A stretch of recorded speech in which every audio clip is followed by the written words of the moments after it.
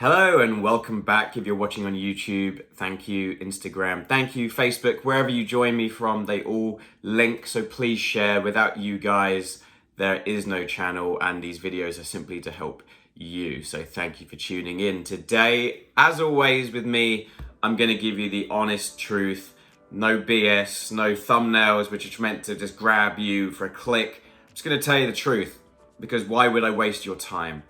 The top 5 skill moves in reality to be a defender, okay? Now, I'm not a massive fan of this kind of concept because I think that if you start saying, oh, we can do all these tricks to beat defenders, well, in reality, you could be playing against someone who's rubbish versus Van Dijk, who's amazing, and he doesn't get beaten on the dribble, right? So we have to be honest here and just give you the fundamental kind of concepts that you can apply to beat defenders.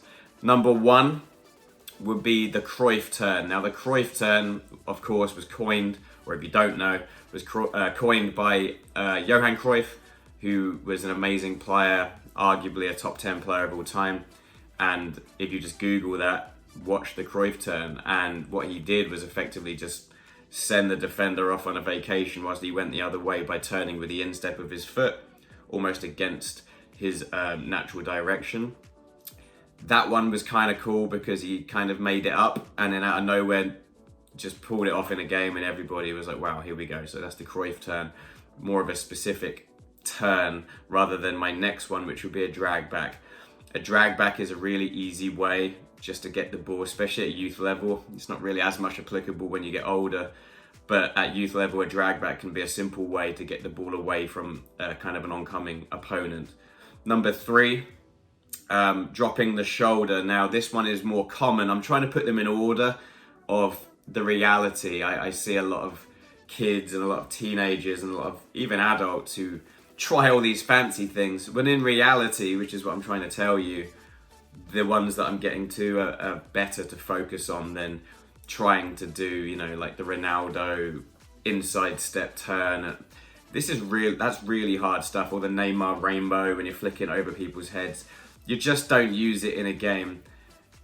Unless you're playing futsal or you're playing Tekkers in the street, the reality of the game, which is what we're talking about for the most part, is you don't do these things. So I'm trying to make it real for you so that you don't kind of get this blind idea of, oh yeah, I can pull off a rainbow in a game.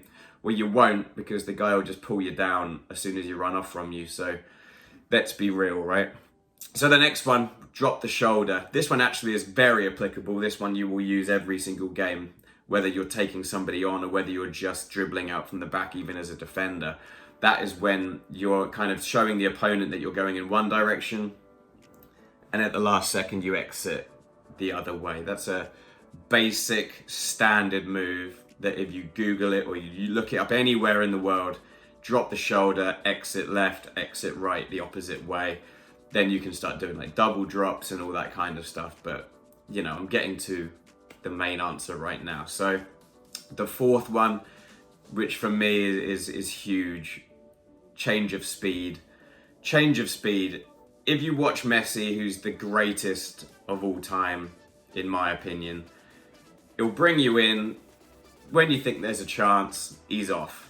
His change of speed is ridiculous. There's actually even a video on the internet of the scientific breakdown of Messi, and it's just fascinating to see his just acceleration away from a static. It's just fascinating. So change of speed, I would recommend more than anything that you work on a change of speed and a change of basic direction.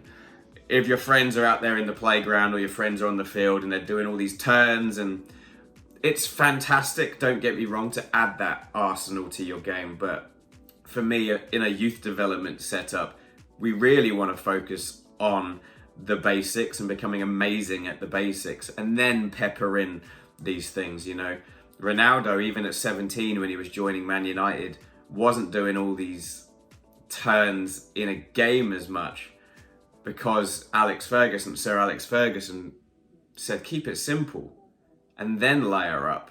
And that's probably why I think Ronaldo would be honest and say Alex Ferguson made him the player that he is today. Just overplaying. If you beat the man, you beat the woman, just go. So these tricks are good, but I wanted to answer the question honestly because I get it a lot from people saying, hey, tell me all the tricks to beat people. It's about dribbling, and that's my final point. It's about dribbling. It's about obsession with the ball, dribbling to exhaustion. You should be a master of the soccer ball. We talk about ball mastery at Soccer Roots every day. You don't need to play on a full-size field when you're young.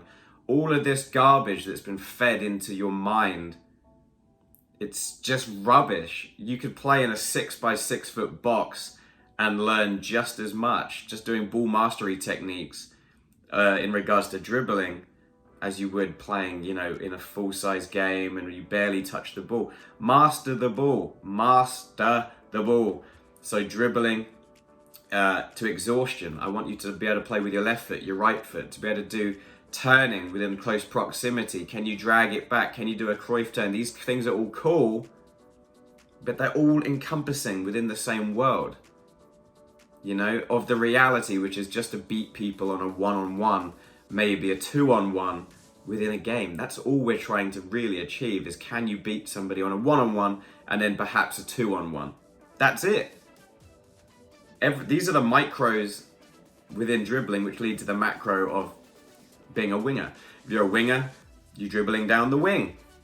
What do you have to do to get to the edge of the wing or to the end of the field? Well, you got to beat somebody. It's simple.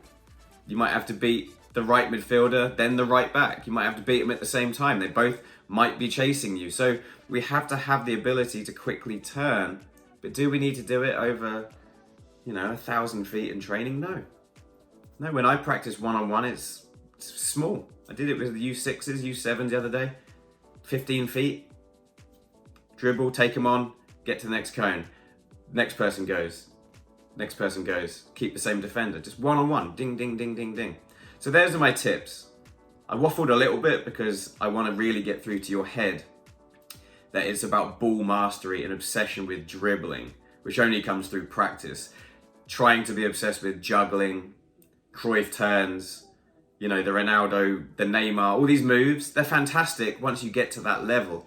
But right now, most of you aren't at Messi's level, right? I think that's fair to say. So focus on being a master of the ball. Just dribble, dribble, dribble. Straight lines, little turns, big turns, left foot, right foot. Then start peppering in the awesome stuff in your mind afterwards, right? Because to me, the awesome stuff is just, can you beat people on a one-on-one with a basic change of speed? Thierry Henry didn't really do anything too fancy when he dribbled. He just accelerated away and that was it. Draw him in, accelerate away, see you later. Basic change of speed, little bit of directional changes, but what can you do against a player like that? Messi, not as big a stride, quicker turns, smaller touches, closer to his feet, knocks the defender off balance. So that's my final point, adjust it to your own game. So thank you for watching. Hopefully those helped you. We got a Cruyff turn, drag backs, change of speed, drop the shoulder, but ultimately it comes down to be a master of the ball and pepper in the harder things once you've mastered the easy things. Thanks for watching.